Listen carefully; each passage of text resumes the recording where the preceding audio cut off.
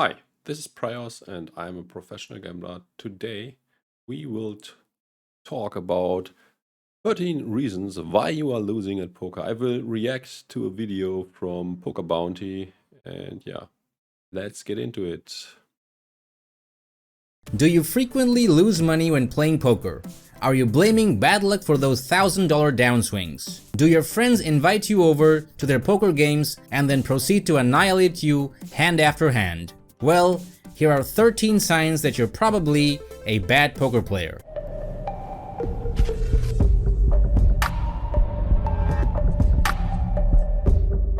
Number 1. You play too many hands. The biggest error made by inexperienced Yeah, obviously being too loose is obviously a big mistake. That's an easy one. for terrible poker players is playing far too many hands.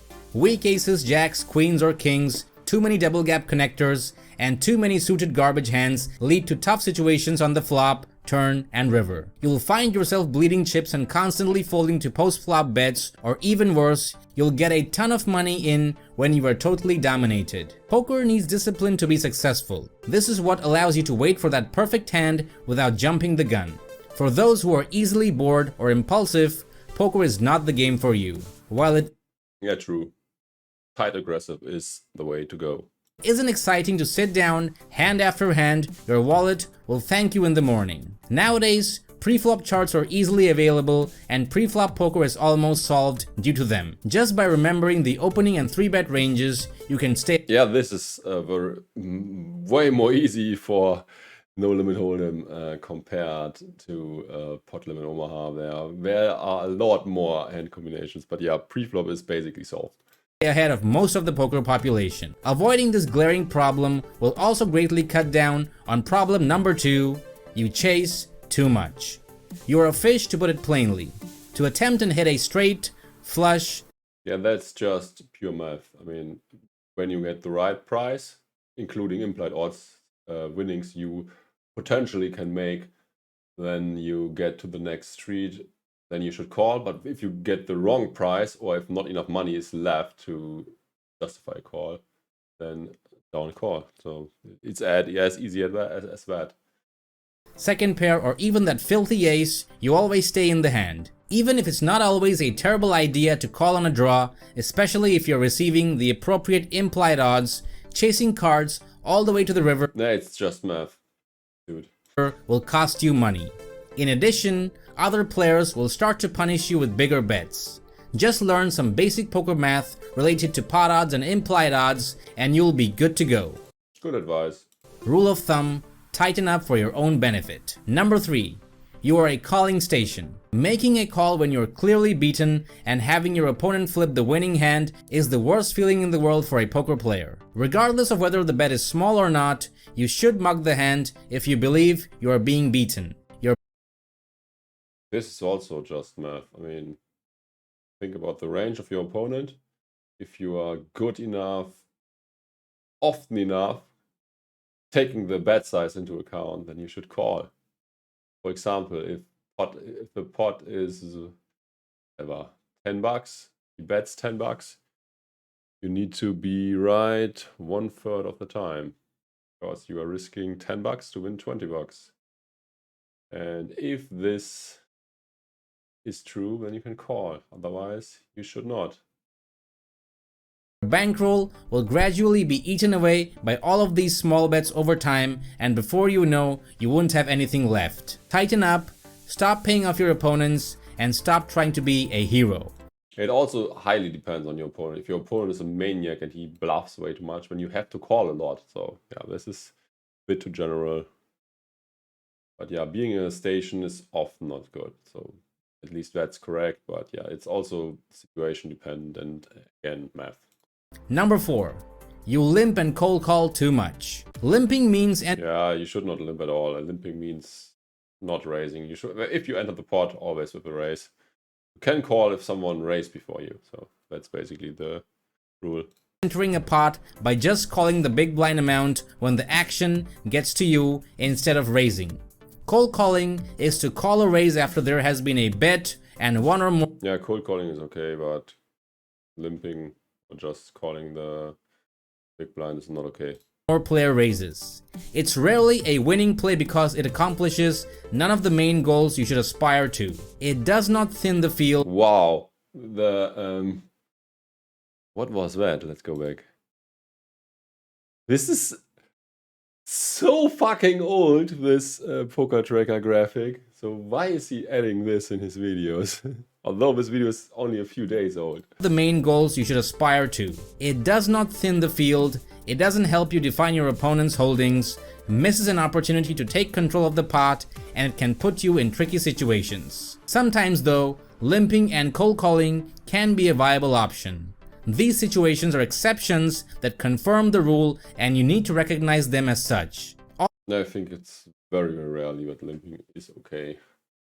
Maybe with a lot of recreational players, or yeah, if what's another reason? Yeah, not of a lot of recreational players, your hand sucks, but yeah, you think you can outplay them, and or you think you have the edge post flop, or if you are not getting invited back to a game when you don't show that you are willing to play, then also it might be a reason. But purely from a mathematical standpoint, it's often not a great idea to limp. All in all, you should stop limping and cold calling for a few sessions altogether and try to only raise or fold when you decide to play a hand. Stick with this approach for a little while and keep track of your results. When you draw the line after a couple of months, you'll likely see that you are doing much better. Number 5. Posting a blind out of position. These are the players who are itching to play, and no wonder, another sign of a bad poker player. They literally cannot wait the 2 minutes it's going to take for the blinds to come around to them. This is only true for online poker. I mean, if it's a live game and it's 10-handed and you join, then you sometimes have to wait so long. I'm also posting there sometimes, especially in late position, but yeah, in general, that's a losing play, and yeah, you're bleeding away money. They want to play, and they want to play now. In other words, they cannot wait to get involved with far too many hands and give all their money to you. Paying for blinds more frequently than necessary is just not practical, given that poker is a long-term game and that each session is really a continuation of the previous one. This would be the same as... Was this blackjack? Let's see. Is just not practical, given that poker is a long-term game and that more frequently than necessary is just not practical, given that poker is a long-term game and that each This does not really look like poker, although it might be. Session is really strange, or maybe it's the poker game where you play against the casino, but this looks very strange. Also, nobody is at the table almost. A continuation of the previous one. This would be the same as paying your taxes twice. A rational person would never do it. Number 6. Buying in with a weird You have to pay your tax more than twice, but only once a year. Guess that's what he wants to say. stack. Here's a simple rule of thumb. If you see a player buy in with anything other than 100 big blinds, you can easily mark that player as a fish. A game featuring full buy-ins allows for the full gamut of strategy. Not true, just bullshit. Especially in the high stakes games, people buy in short all the time, also the good players, and depending on table conditions, it could be best to buy in shorter, so that's definitely not true. Of no limit poker to come into play. 100 big blind cash game poker is the complete game, allowing for bluffs, finesse. I mean, you could also argue if you not buy in for the maximum always, it could be like whatever. I mean, in live games it's often unlimited. You should buy in for a really big amount and stuff. So yeah, this is just not true. I mean, it's not too bad as a rule of thumb, but definitely don't. Yeah, I mean, it's not true always. There are many conditions where I want to buy in short. Or let's say if you want to maximize your edge, for example, you buy in short always when you are in the blinds, and then you top up when you reach the button. And once you lose most of your stacks, EP, for example, so early position, and next are the blinds, when you should not top up because, yeah, you are out of position and you want to play with the least amount of chips possible when you're in the blinds. So yeah, this is just not the best advice. Re-steals, squeezes, traps, and all other bits and pieces that make poker such a dynamic game to play. A player buying in with a short stack. It also sounds like he's only talking about online and not live. Clearly has no idea of these concepts and is just there to play recreational poker. Also, if a player buys in with something as weird as $7.10 in a NL10 game, it screams the fact that this is his entire online bankroll and shows a total disregard for proper bankroll management. Number 7. You play recklessly. I mean, you don't need proper bankroll management when you are just playing for fun and not have the end goal to be profitable or even make a living with poker. So many people do this for fun, and then it's not about making the most money, but having the most fun, and it's more fun to play more hands. Or you play scared. If you want to gamble, head to the craps or roulette tables because poker is not for you. There are players who open random hands from any position, go all in with hands like deuce 3 offsuit, and then wonder why they're losing at poker. Stop trying to treat poker like it. I think actually most of the guys who play reckless like this don't wonder why they lose. They're just having a good time and enjoy life, and yeah, often it's also about an amount that they don't care about. I mean, if you are having decent wealth and play like NL5 or something, when you lose $5 every time you get stacked, then it doesn't matter that much to you, but you could have a lot of fun. A lottery, and instead like a skill. Buckle down, focus on your weaknesses, and avoid making mistakes. The opposite of playing like a crazy lunatic is playing like a wimp. Many players will only play the nuts because they are so terrified of losing big pots. They frequently fold made hands out of fear that they would be sucked out, which just makes the situation worse. Caution is one thing, pure-blown paranoia is quite another. You must play with a bit of bravery and overcome your fear of losing pots. Number 8. Weird advice. I mean, you have to have a balanced, good approach and not be on either end of the spectrum. You should not be scared and see the nuts always in your opponent's hands. I mean, imaginary. And you should also not get the money in with every junk. So you play outside of your bankroll. The goal of poker is to make money, not get respect, so don't feel bad about playing with modest stakes. Yeah, bankroll management is very important. Even the best poker players might fail. I mean, they are not the best poker players if they don't have bankroll management, but if you don't act according to bankroll management, even if you are the best player in the world, you probably will not make it because you will bust earlier, or when trying to move up in stakes, you will lose the money too early and then have to rebuild very small, and you just never come up in the biggest stakes where you actually belong. So, I mean, this is just theoretical, but yeah, bankroll management is a very important part of playing poker. A poker game where you have an advantage and don't have to put a lot of your money at risk is the secret to winning. Even if you have a significant advantage, you shouldn't risk a significant chunk of your bankroll, since all it takes is one slip up or unfortunate hand to leave you bankrupt as a joke. Yeah, I mean, what is he talking about? It's okay to take, how is it called? I forgot the basic poker vocabulary. It's okay to take shots, but yeah, only risk whatever amount of your bankroll, let's say 15%, and you have to be disciplined enough to move down once you get unlucky and lost it all. But taking shots is a good way, if it's a very good game, to build bankroll very quickly. But yeah, you have to be able to stop in time. That's the important part if you take shots. Everyone wants to take on the pros and win, but let's be honest, they're pros for a reason. There are no awards for playing on hard mode. Instead, this is like old footage from Full Tilt, and none of these is a very respectable pro nowadays. Instead, do yourself a favor and destroy the amateur games. Number 9. You bluff too much. We have all seen Tom Dwan pull off some crazy bluffs in the past, and watching him makes you want to do the same. Many new players think that to be good at poker, you have to be good at bluffing. Pulling up. Yeah, I mean, you have to bluff eventually, but all have to be balanced. You shouldn't overdo it. You should do it at the optimal frequency, and yeah, GTO is the way to go today. Nowadays, it's called game theory optimal, and yeah, you can also there are also other ways to think about the optimal bluffing frequency. So it's obviously not optimal when you never bluff, because when your opponent knows that you can always fold.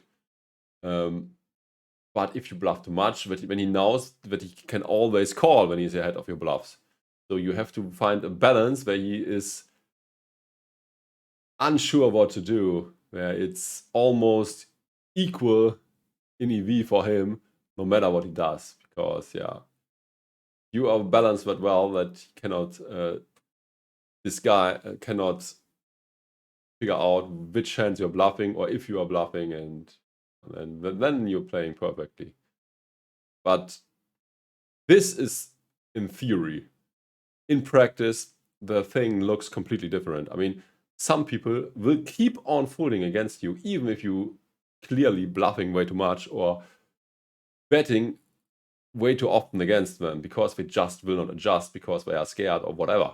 So against these guys, it is the perfect strategy to over bluff. But against people who call way too much, it's the best strategy to almost never bluff. So yeah. Poker is a game where you have to adjust to your opponents, and yeah, that's part of the game. And sometimes it can be optimal to overbluff a lot, especially when your opponents don't adjust and if they are playing very scared. So yeah, that's about it. But yeah, if you play against competent opponents, don't bluff too much, because they will look you up and you will lose money. Off some amazing monster bluffs might be immensely rewarding, but there's also a possibility it could go horribly wrong and lose you a ton of your hard-earned chips. Unfortunately, some players play too many hands and play recklessly, which causes them to bluff excessively and be called down. By choosing your position carefully rather than recklessly hurling chips at the pot at random, you may easily break the vicious cycle. Keep in mind that for the bluff to succeed, your opponent must be able to place you on a strong hand. Number 10. You tilt too easily. Being somewhat depressed after tilt too easily, you should never tilt. And if you catch yourself being tilted, you should, I mean, it's always true, yeah, you should probably quit after the hand. Even if the game is very good, if you are tilted and don't know what you're doing anymore and you're very angry, it's not worth it. Return on another day when you have your emotions under control. A run of unfavorable cards is one thing, losing your cool and forgetting how to play poker is quite another. There is no justification for acting rashly at the poker table, even if Phil Hellmuth popularized the concept of poker blow-ups. You don't want your ego to be in charge of making judgments that might cost you actual money, since strong emotions can make it difficult to think clearly. Take a step back and give yourself a timeout if you ever feel like you're losing control at the poker table. Yeah. Number 11. You underbet post-flop. This is another pretty clear sign of a weak poker player. No good player would ever do that, because it gives the other players almost no incentive to fold at all and clear odds to call with. That is actually not true. I mean, it is true often, but especially with GTO, often you will bet very small. And sometimes if the pot is already bloated, there's no reason to put that much more money in.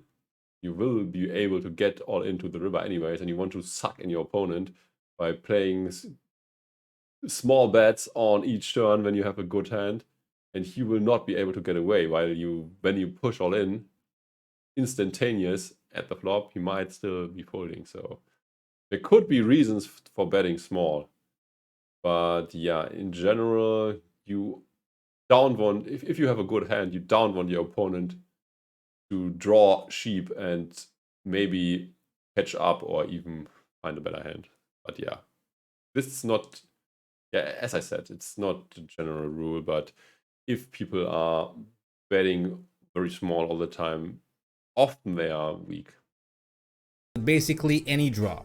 Not weak in this hand, but a weak player. These guys are often older gentlemen weaned on 2-4 limit hold'em playing at the local casino in the early bird game. Their sole purpose in life is to dribble away their money one min bet at a time. The tiny post-flop bets they continually make accomplish nothing. They don't price opponents out from calling when they have a bad hand, and they apply essentially no pressure to get anyone to fold. Number 12. You have a big ego. Sometimes ego can just ruin everything. If you have a problem accepting defeat, then that should be a telltale sign for— I mean, this is basically the same as tilt, right? Or what is it? Or you do very big misjudged judgments. If you have big ego, you think that you are the best, but in reality you are a shitty player. Then yeah, your fate is that you have to lose it all, because you will play people that are way better, and you probably will also not recognize, because when you will say, okay, I'm just so unlucky, this dude is so bad, but I'm still continuously losing because I run so bad. But in reality, he probably is just outplaying you. So yeah, don't fall in this trap. you. Even the best poker players know they cannot win them all. Sometimes it all comes down to luck. Accepting these facts and letting go of your pride and— Yeah, that's what he is saying now is actually nothing to do with ego, just about variance. And ego are crucial factors to not letting your emotions take over the game. This will just lead you to impulsive decisions and a poor outcome. Number 13. You don't see the big picture. Everything we do is half chance. We can always strive to narrow down these odds with knowledge and strategy, but there will always be that luck factor. Having a grasp on the bigger picture is crucial. Each individual game does not matter as much as the lessons you take from them and turn it into opportunities for improving. Short term, even for the best players, this is true. Short term, luck is king, and long term, skill is king. That's true for poker. Let's see what he has to say. Bad poker players cannot see beyond the moment. It's important to be able to have perspective. Another good quote. It's one big session, so you don't have to win it all back in one session or to chase very hard. You can come back the next day and the day afterwards and the day after this, and yeah, you will win it back at some point if you are a good winning player.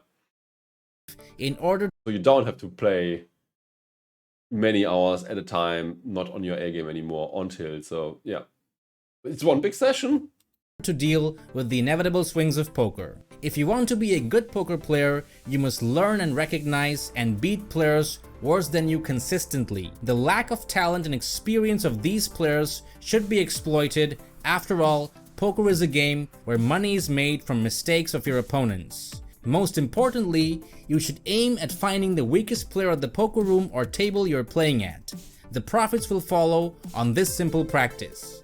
Bad players tend to make the same errors over and over, which makes it easy to identify them. Once you have determined that a player at the table lacks experience and skill, make sure to grab a seat. Focus on exploiting their tendencies and don't ease up on the pressure until all of their chips have moved towards you. This video is— Yeah, nice video. I mean, this was very basic advice, but it was still well done. Yeah, I like it. Yeah, I hope you enjoyed my commentary as well. Like, subscribe, all the good things you do on social media. Bell notification. And yeah, don't forget to check out my other channel. It's called Finance of Excel. I'm talking about crypto and investing there. And yeah, I think I made some quite good content. Actually, I think it's the best, or it's one of the best crypto channels available.